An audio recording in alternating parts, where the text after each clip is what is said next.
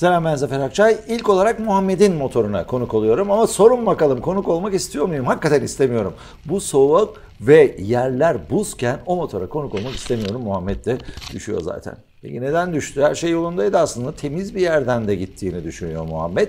Ama bir şey yapıyor ve düşüyor. Ne yaptığını ben size şimdi söyleyeyim. Yavaş çekimde sol eline bakın. Debriyajı sıkıyor, vites küçültüyor, bıraktığı anda da düşüyor. Neden? Ön teker ve arka teker uyumunu bozuyor orada ve ilerideki viraj için vites küçültmeyi deniyor. Belki de yavaşlamak için ama işler planlandığı gibi gitmiyor. Yerler zaten buz. Muhammed düşüyor. Yine de cesaretinden ötürü kutluyorum. Ve Furkan'ın motorundayız. Furkan kısmi kuru, kısmi ıslak yerde gidiyor ama bakın çok yüksek bir yer, sağ taraftan belli. Yani bir dağ ve düşüyor.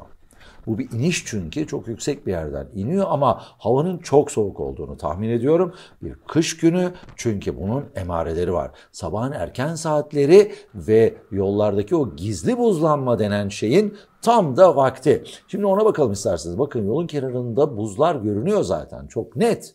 İşte burada biraz daha temkinli olmak, yolu daha iyi seçmek gerekir. Belki biraz daha ortaya ya da karşıya, daha erimiş bölgeye gitmek gerekir. Ya da yola hiç çıkmamak gerekir. Yani buzda gitmiyor çünkü bu motorlar.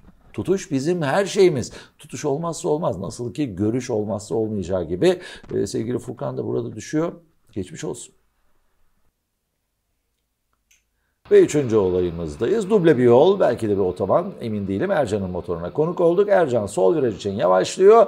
O sırada ne oluyorsa oluyor ve Ercan kendini yerde buluyor.